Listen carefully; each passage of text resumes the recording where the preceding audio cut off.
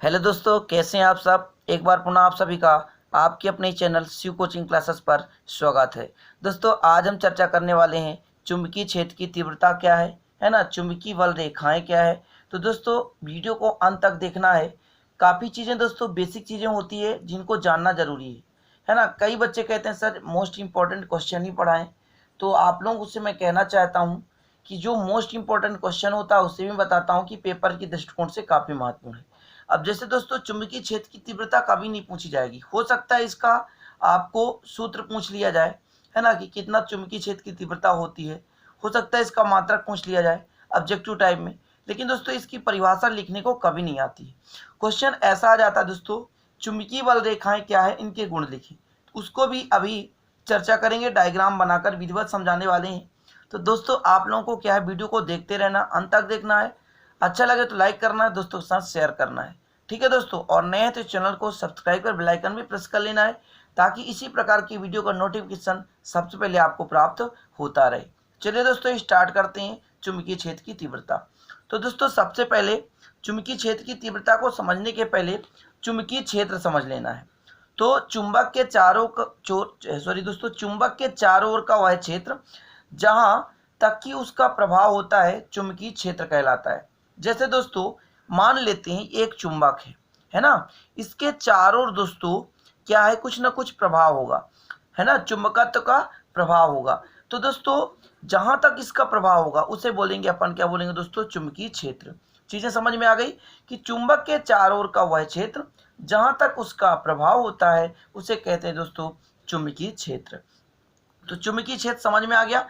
तो अब देखना दोस्तों चुंबकीय क्षेत्र की तीव्रता। तो चुंबकीय क्षेत्र के किसी बिंदु पर स्थित काल्पनिक स्वतंत्र एकांक उत्तरी ध्रुव जितने बल का अनुभव करता है उसे उस बिंदु पर चुंबकीय क्षेत्र की तीव्रता कहते हैं। कहने का मतलब दोस्तों चुंबकीय क्षेत्र है और उस पर एक काल्पनिक स्वतंत्र एकांक उत्तरी ध्रुव है, तो वह जितने बल का अनुभव करेगा, है ना, जितने बल का अनुभव करेगा दोस्तों, उसे उस बिंदु पर चुंबकीय क्षेत्र की तीव्रता कहते हैं। आपके पास कोई चुंबकीय क्षेत्र है, वहां एकांक उत्तरी ध्रुव रख देते हैं, वह एकांक उत्तरी ध्रुव जितने बल का अनुभव कर रहा है दोस्तों उसे अपन बोलते हैं, क्या बोलते हैं, चुंबकीय क्षेत्र की तीव्रता। क्लियर है दोस्तों। अब इसे बी से प्रदर्शित करते हैं, चुंबकीय क्षेत्र की तीव्रता को बी से प्रदर्शित करते हैं दोस्तों, और यह एक सदिश राशि है। कौन सी राशि है, तो सदिश राशि है। ठीक है ना, समझ गए बात को। चुंबकीय क्षेत्र की तीव्रता को बी से प्रदर्शित करते हैं और यह एक दोस्तों सदिश राशि है। ठीक है। अब दोस्तों इसका अपन को थोड़ा सा गणितीय व्याख्या लिखना है ना, इसका सूत्र निकालना है। क्वेश्चन ही पूछा जाता है कि चुंबकीय क्षेत्र की तीव्रता कौन सी राशि है। तो दोस्तों ये कौन सी राशि है, तो दोस्तों ये एक सदिश राशि है। ठीक है ना, यदि ऑब्जेक्टिव में ऐसा पूछा जाए तो आपसे क्लियर हो जाना चाहिए। अब दोस्तों आगे लिखना है, यदि एम ध्रुव प्राबल्य के किसी ध्रुव से आर दूरी पर एकांक उत्तरी ध्रुव रखा हो तो दोस्तों एकांक उत्तरी ध्रुव पर लगने वाला बल, एकांक उत्तरी ध्रुव पर लगने वाला बल कितना होगा दोस्तों। तो चूंकि पहले तो फार्मूला ही समझना जरूरी है कि कितना होता है। फार्मूला होता है दोस्तों F इक्वल μ0/4 पाई होता है। M1 M2 होता है, तो दोस्तों M1 का मान M हो गया और M2 का मान 1, मतलब उत्तरी ध्रुव एकांक है, और दोस्तों आर स्क्वायर, चूंकि दोस्तों ये फार्मूला ही होता है M1 M2 बटे आर स्क्वायर, है ना, और इसके साथ μ0/4 पाई होता है। तो दोस्तों यहाँ M1 के जगह M रख दिया हमने क्योंकि 1 है, और M2 के जगह एकांक उत्तरी ध्रुव मतलब 1 रख दिया हमने। अब दोस्तों यदि मैं कह दूं F बराबर μ0/4 पाई इंटू M बटे आर स्क्वायर, तो दोस्तों यही आ गया चुंबकीय क्षेत्र के परिणाम। अब दोस्तों यहाँ पर बल है, अभी आपने पढ़ा कि एकांक उत्तरी ध्रुव जितने बल का अनुभव करता है उसे अपन बोलते हैं दोस्तों चुंबकीय क्षेत्र की तीव्रता। तो यहाँ पर हम लिख सकते हैं कि चुंबकीय क्षेत्र का परिमाण, चुंबकीय क्षेत्र का परिमाण मतलब B बराबर, इसको अपन B के बराबर, क्योंकि जितना बल लगेगा, जितना बल का अनुभव करेगा उसी को तो बोलते हैं चुंबकीय क्षेत्र। तो दोस्तों B बराबर हो गया μ0/4 है ना m/r²। ये हो गया आपका दोस्तों क्या, चुंबकीय क्षेत्र का परिमाण। तो ये चीजें समझ में आ गया।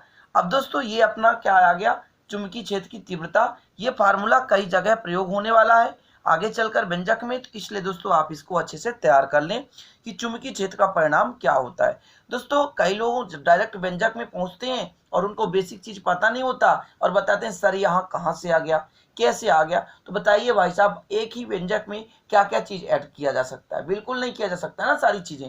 तो इसलिए सारी वीडियो को देखें, पूरे प्लेलिस्ट में सारे वीडियो पड़े हुए हैं, आपको क्रम से सारे वीडियो मिल जाएंगे। इसलिए दोस्तों आशा करता हूं कि आप सब क्रम से देखते होंगे। तो चलिए स्टार्ट करने वाले हैं अभी इसी वीडियो में। चुंबकीय बल रेखाएं क्या है दोस्तों, है ना, इनकी दिशा क्या होती है और इनके गुण क्या होते हैं। तो ये रहा दोस्तों चुंबकीय बल रेखाओं का पथ प्रदर्शन, मतलब चुंबकीय बल रेखाओं का डायग्राम मैंने बनाया है दोस्तों। इसकी पहले परिभाषा समझनी है, इसके बाद इनके गुण समझना है। तो परिभाषा क्या है दोस्तों, चुंबकीय क्षेत्र रेखा, यानी चुंबकीय बल रेखा बात करें या चुंबकीय क्षेत्र रेखा वही है, ठीक है। चुंबकीय क्षेत्र रेखा वह वक्राकार पथ है जिस पर कोई काल्पनिक स्वतंत्र एकांक उत्तरी ध्रुव गमन कर सकती है। इससे क्वेश्चन कैसे आएगा दोस्तों, चुंबकीय क्षेत्र रेखा क्या है या चुंबकीय बल रेखा क्या है, इसके गुण लिखिए, ठीक है ना। तो आपको पहले परिभाषा देना है, इसके बाद डायग्राम बनाना है, इसके बाद इनके गुण लिखना है। तो दोस्तों मैं गुण सब समझाने वाला हूं, आपको क्रम से लिख लेना है। तो परिभाषा दोस्तों कैसा लगा, चुंबकीय क्षेत्र रेखा वह वक्राकार पथ है, देखिए वक्राकार पथ है, वह वक्राकार पथ है दोस्तों, वह वक्राकार पथ है जिस पर कोई काल्पनिक स्वतंत्र एकांक उत्तरी ध्रुव गमन कर सकती है, ठीक है ना। जिस पर दोस्तों क्या कर सकती है, यहाँ पर दोस्तों डायरेक्शन थोड़ा सा मैंने यहाँ पे गलत बनाया है, ये डायरेक्शन इधर होगा, ठीक है, और ये डायरेक्शन दोस्तों अंदर की ओर जाएगा, है ना। यहाँ पर डायरेक्शन थोड़ा सा सुधार लेना है आपको, क्योंकि डायग्राम में आपको दिक्कत ना हो। ये डायरेक्शन इधर, ठीक है, विधिवत बना देता हूँ ताकि आपको समझ में आए, ये डायरेक्शन, ठीक है। क्योंकि दोस्तों मैंने थोड़ा सा क्या है कि जब चित्र बनाते समय सेम कर दिया था, जो कि ऐसा नहीं होता है। अब दोस्तों चुंबकीय बल रेखाओं के गुण आपको समझना है, ठीक है ना।